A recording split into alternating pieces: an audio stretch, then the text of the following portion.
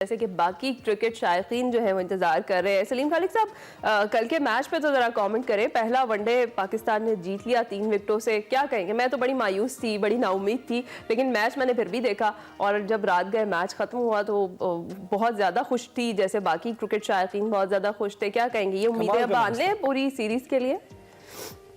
हाँ, आप मायूस जल्दी हो जाती हैं, लेकिन पाकिस्तान क्रिकेट टीम है कि अच्छा परफॉर्म करती है, कभी भी कुछ भी कर सकती है। जैसा आपने बताया कि कितना अच्छा कल परफॉर्म किया, लेकिन हमें क्रेडिट देना चाहिए साइम को भी और सलमान अली आगा को भी। जिस तरह सलमान ने पहले विकेटें गिरी हुई नहीं थी, उन्होंने मुसलसल 4 प्लेयर आउट किया, पाकिस्तान मैच में लेकर आए।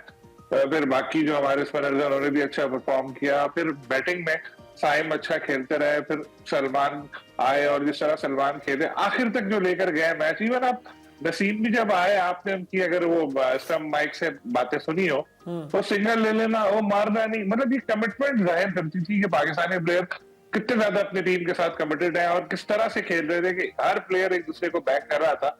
ये चीज हमें नजर आ रही थी शुरू कर रहे थे काफी अरसे से सलीम खालिक साहब। बिल्कुल, ये शुरू में उस वक्त हमें नजर आ रही थी जब बाबर और रिजवान का दौर था। अब और एक जमाना आपको याद है, बहुत अरसे तक बाबर रिजवान पर हम खेलते रहे। अब ये नए लड़के आ रहे हैं और ये हमें जितवा रहे हैं, तो ये चैंपियंस ट्रॉफी से पहले बहुत अच्छा साइन है। ऑस्ट्रेलिया को भी हमने हराया वनडे में, अब साउथ अफ्रीका को भी हराया।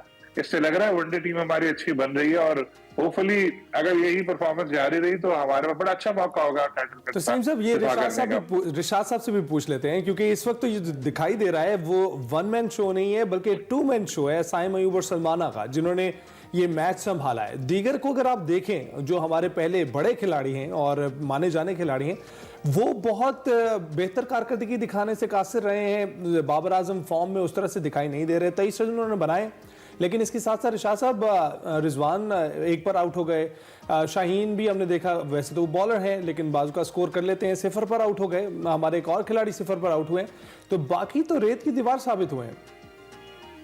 जी हाँ, आप बिल्कुल सही फरमा रहे हैं। इसमें जो अब्दुल्ला शफीक हैं या बाबर आजम हैं, इनके ऊपर एक डेफिनेटली क्वेश्चन मार्क्स ये आ रहे हैं कि कोई लंबी इनिंग्स नहीं खेल पा रहे और जो इनका स्टैचर है इंटरनेशनल क्रिकेट में, उसके हिसाब से वो डिलीवर नहीं कर रहे। तो ये एक बिल्कुल एक लम्हा फिक्री है पाकिस्तान के लिए। जो नए लड़के हैं निस्बतन, बिल्कुल साइम अयूब बेहतरीन इनिंग्स खेली उन्होंने और सलमान अली आगा ने भी बेहतरीन उनका साथ दिया और 60 फॉर 4 से बहुत कम ऐसा हुआ है कि पाकिस्तान कवर करके मैच जीत जाए। तो ये बहुत ही खुशाइंद बात सेटल होती जा रही। चैंपियंस ट्रॉफी भी है अगले साल, लेकिन ये कि डेफिनेटली इसमें ये जरूरी है कि जो सीनियर्स हैं वो अपना हिस्सा डालें, बहुत जरूरी है ये। इसके बगैर कोई डेफिनेट बात नहीं कही जा सकती कि पाकिस्तान कैसा परफॉर्म करेगा कंसिस्टेंटली।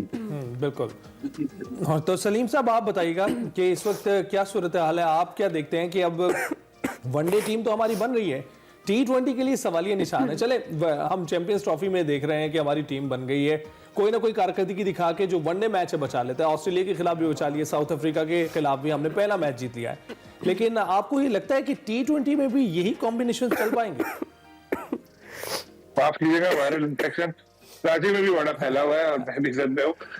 तो बिल्कुल T20 में आपने सही कहा कि इशू है पाकिस्तान को। जिस तरह स्टोरी दी थी, मैंने कॉलम में भी लिखा कि पाकिस्तान 16 मैच हारा है 2024 में और कंबोडिया के बराबर है। जिस तरह से नहीं, एक और अफ्रीकी मुल्क के बराबर पाकिस्तान पहुंच चुका है और ये बहुत ही अफसोसनाक परफॉर्मेंस है कि पाकिस्तान एक बिल्कुल लो लेवल पे टीम चली गई है, सबसे 16 मैच हारा है। और हमेशा हमारी टीम, आपको पता, नंबर 1 कितने तवील अरसे तक पाकिस्तान टीम रही और पाकिस्तान ने वर्ल्ड कप भी जीता। उस टीम का ऐसा सवाल जो है बड़ा अफसोसनाक नजर आता है।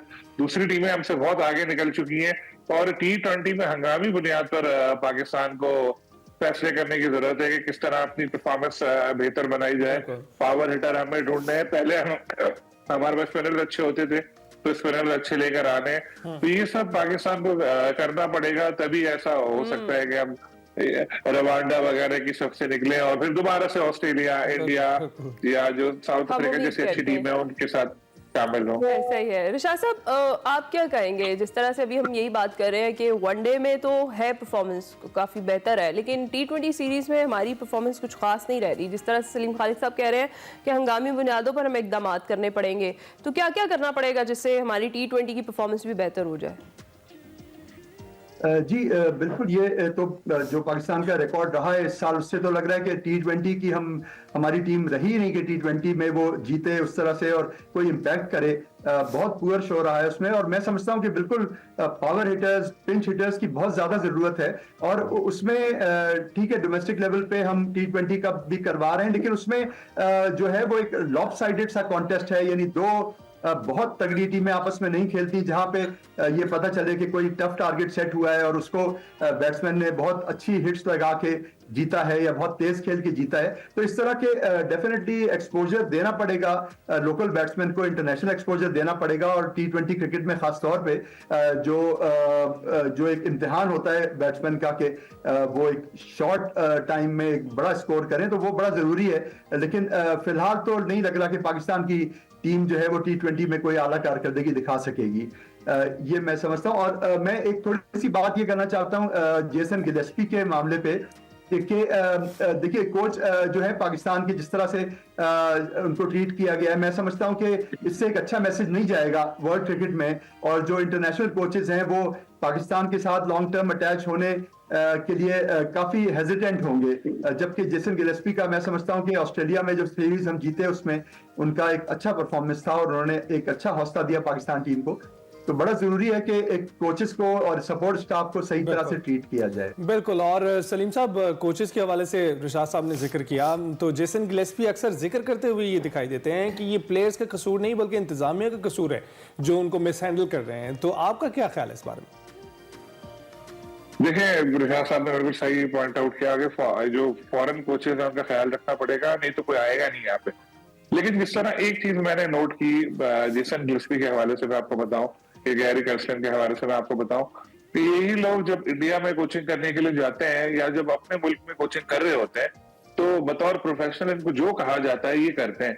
लेकिन जब ये पाकिस्तान आते हैं तो हमको ये समझते हैं कि बिल्कुल ये लो लेवल का बोर्ड है या लोग हैं, तो उनको उसी तरह ट्रीट करो। फिर मुतालबात आ जाते हैं कि फलाने को मेरा असिस्टेंट बनाओ, मैं पाकिस्तान नहीं आऊंगा। सबसे बड़ा मसला ये होता है, वो कहते हैं मैं पाकिस्तान नहीं आऊंगा, जब मैच होंगे तब आऊंगा। हालांकि मुंह मांगा उनको मुआवजा मिल रहा होता है, फिर हर चीज में वो लोग जब वो घुसते हैं तो फिर जाहिर है PCB भी देखता है, दूसरे लोग भी देखते हैं कि यार ये इतने ज्यादा मुतालबात कर रहे हैं, या अगर सुनते रहेंगे तो अब क्या करें। जी, वहीं पे फिर मामला खराब होते हैं। और इनके साथ भी यही हुआ कि इन लोगों ने मुतालबात इतने सारे रख दिए, इसको लाओ उसको लाओ। लेकिन सबसे बड़ी बात वो थी कि हम इतने दिन पाकिस्तान नहीं रह सकते, जब मैच होगा तब आएंगे। हालांकि कॉन्ट्रैक्ट के तहत ये होता है कि आप ऑफ सीजन में भी आए, और जब यहाँ पे डोमेस्टिक मैचेस चल रहे हो तो वो देखें, नए टैलेंट को देखें, आपको पता हो। लेकिन यहाँ आगे इश्यूज हो जाते हैं, तो इधर भी ऐसे ही हुआ।